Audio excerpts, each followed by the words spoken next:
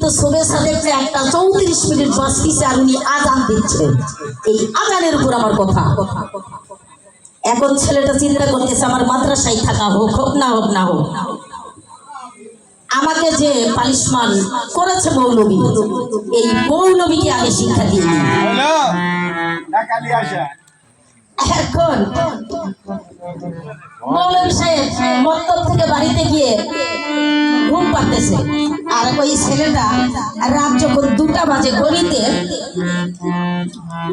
ঘর থেকে উঠে উনি মসজিদে চলে গেছে।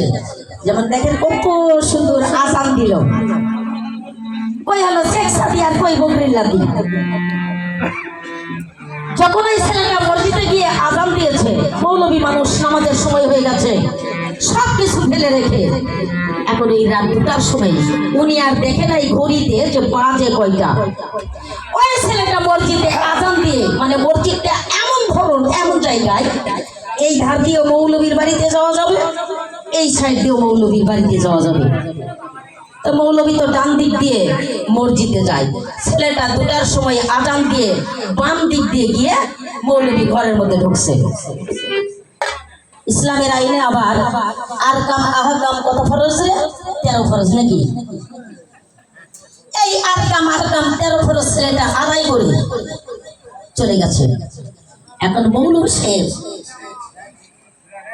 মসজিদে গিয়ে দেখে কোনো মানুষজন কেউ নাই, আজান দিয়ে কি করে ঘড়িতে দেখে রাত 2টা, ব্যাপার স্যাপার কি 4টা বাজলে না হয় হয়তো একটা কথা, 2টার সময় আজান দিল মেয়েটা।